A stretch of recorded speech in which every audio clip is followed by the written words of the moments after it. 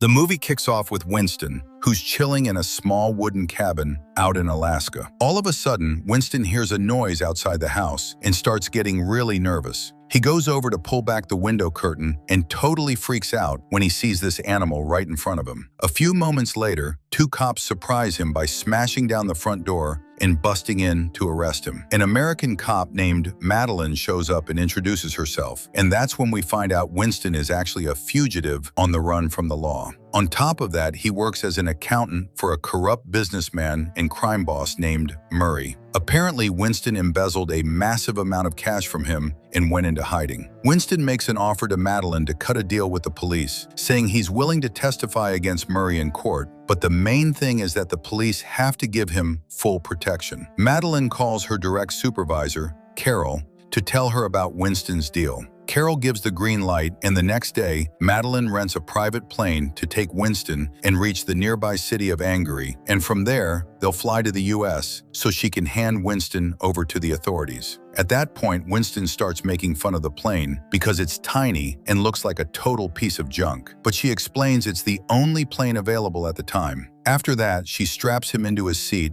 and waits for the pilot to show up. Madeline calls Carol to reassure her that they've already boarded the plane, and Carol tells her that as soon as they hit the US, she should take Winston straight to the city of Seattle. Then the pilot walks in, and his name is Daryl. But Madeline is surprised that he talks way too much, so she tells him she's in a big rush and asks him to get moving. When Daryl starts taking off, the plane shakes like crazy, which worries Madeline. She asks what's going on, but Daryl can't hear her and points to the headset so she can put it on to talk to him. Madeline puts on the headset and asks Daryl again, and it turns out what's happening is totally normal and they'll finish their trip until they reach Seattle safely. When Daryl asks her what Winston's charges are, she refuses to answer and tells him to mind his own business. However, Madeline notices a scar behind Daryl's ear and asks about it, so he tells her he got hurt while doing maintenance on the plane. She asks how much longer they have, and he says they've got 75 minutes until they arrive. A little later, a bird hits the plane and the whole thing shakes,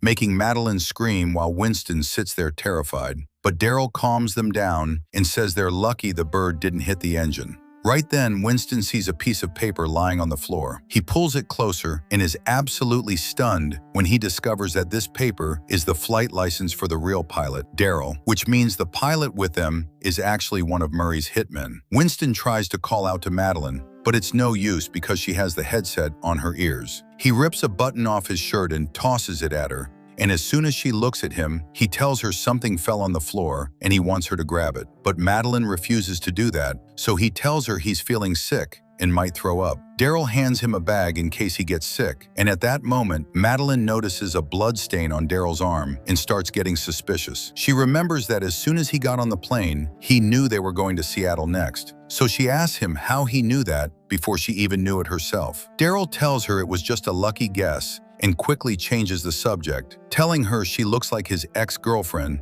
and keeps rambling about different things to distract her. Madeline tells him she wants to contact air traffic control because it's a security protocol she has to follow, so he pretends to try and reach them, then tells her the mountains are blocking the signal. A bit of time passes, and Madeline tells him the aviation community in Alaska is really small, and surely he knows the pilot she flew with 2 days ago named Jackie. Daryl says Jackie is one of his close friends, which catches Madeline off guard, and she tells him that Jackie is a woman, not a man. At this point, Daryl realizes Madeline has busted him, and as soon as she pulls out her gun, he attacks her and beats her until she passes out. Afterward, Daryl tells Winston that Murray said he's disappointed in him. Winston gets scared and offers Daryl $1 million if he lets him live. Daryl is surprised by the amount and asks Winston how much he actually stole from Murray.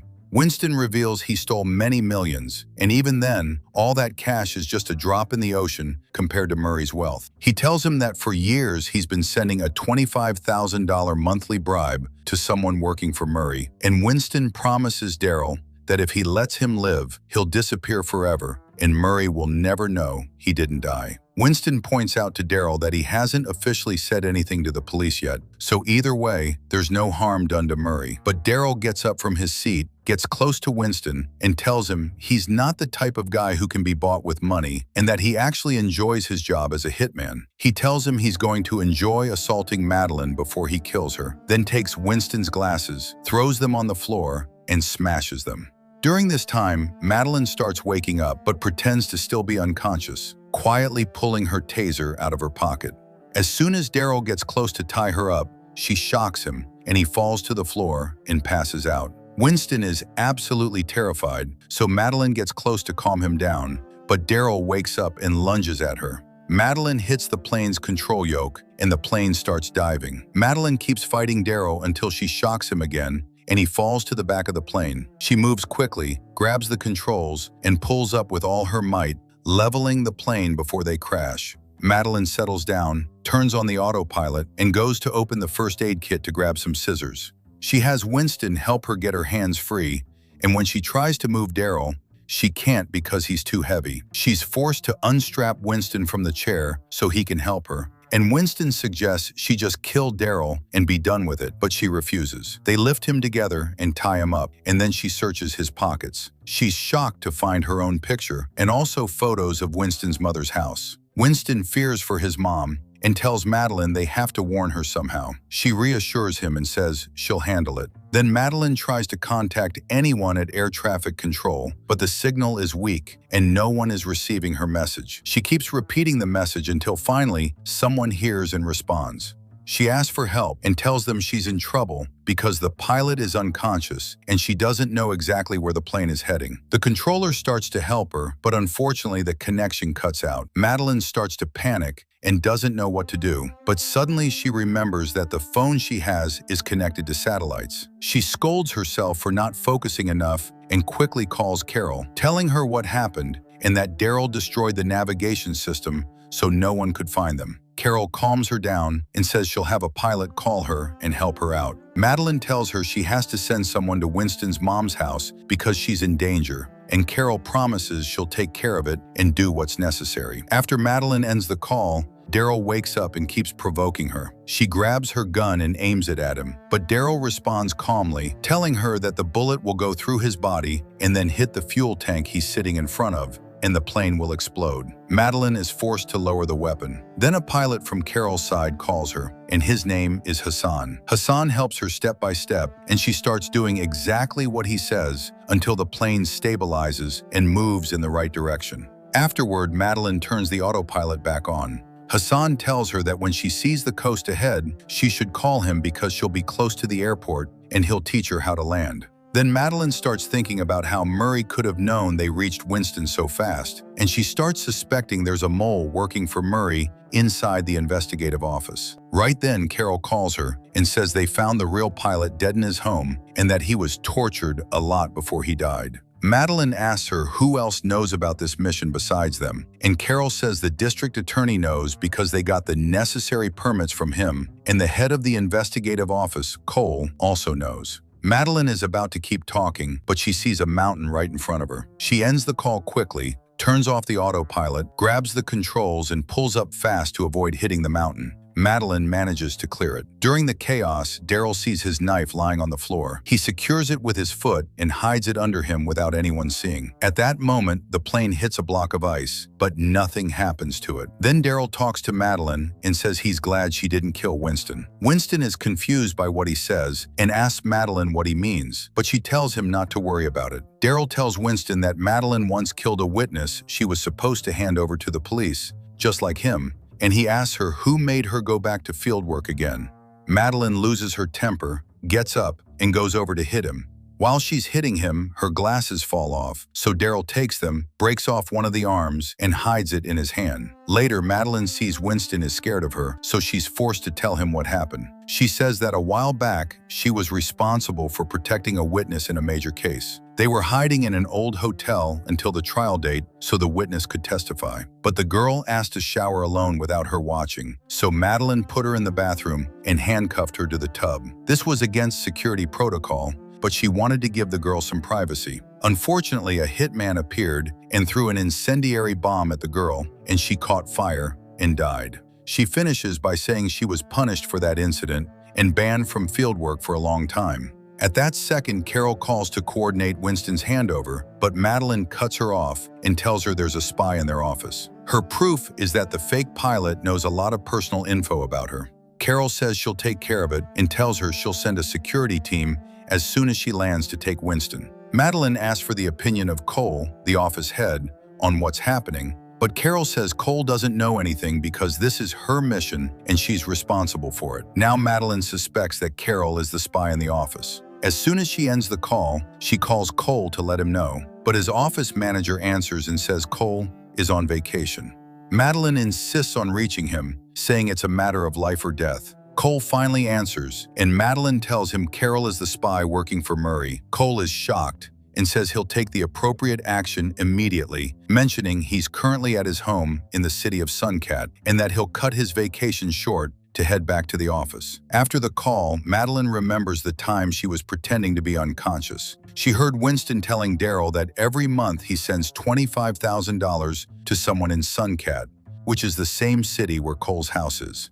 Now Madeline realizes Cole is the spy, not Carol. She quickly calls Carol, tells her everything, and apologizes for doubting her. She tells her to leave the office fast because Cole is going to send someone to arrest her. After Madeline ends that call, she sees the coast ahead of her and quickly calls the pilot, Hassan. Hassan asks her about the remaining fuel. She tells him the amount and asks if there's a problem, and he says the fuel is enough to get her to the airport. At this moment, we find Daryl using the glasses arm to try and free himself. He succeeds in breaking the cuffs, lunges at Winston, and stabs him with the knife. Then he tries to strangle Madeline with the seatbelt and takes her gun. But Winston pulls the knife out of his own body and cuts the belt. Daryl falls to the floor and tries to shoot Madeline, but she dodges the gunfire, grabs a flare gun, and shoots Daryl with it. Then she grabs the fire extinguisher, hits Daryl on the head to knock him out, and uses the extinguisher to put out the fire on his body before it spreads. Madeline goes back to Winston to check on him and gives him a painkiller so he can handle the pain. Winston is terrified and keeps saying he's going to die, asking her to visit his mom and lie to her by saying he was doing good things. But Madeline calms him down and says he's going to live. She calls Hassan, tells him the situation, and asks how to increase the plane's speed to get there fast and save Winston.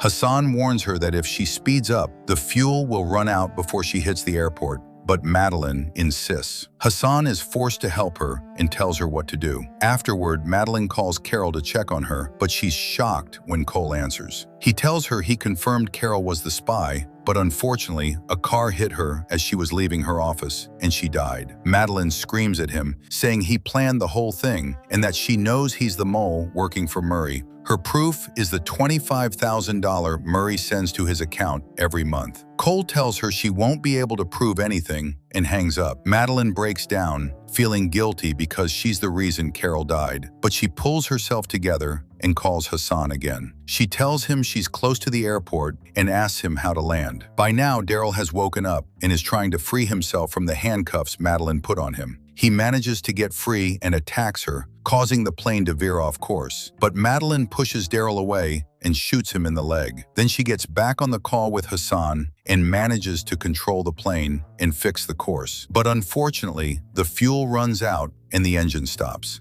Madeline gets really worried, but Hassan reassures her, saying she doesn't even need the engine anymore. Madeline starts landing the plane on the runway, and ambulances and fire trucks start chasing after it. Suddenly, the plane's wheel breaks, and Madeline loses complete control. The plane door flies open, Daryl falls out, and the vehicles following the plane run over him, and he dies. The plane keeps skidding down the runway until it finally stops. The paramedics rush to the plane and take Winston to the ambulance immediately. Hassan shows up and is really proud of Madeline and what she did. But right then, Madeline notices a suspicious-looking paramedic talking on the phone. She keeps watching him until she sees him entering the ambulance Winston is in. She follows him and is shocked to see him strangling Winston to kill him. She pulls out her gun, shoots the guy, and finishes him off. Winston thanks her for saving him. At that moment, Madeline finds the call is still active on the dead guy's phone. She picks it up and hears Cole blaming the hitman for using his gun and asking if the mission is over yet. She tells him the mission is over, but he's the one who's finished. The movie ends there.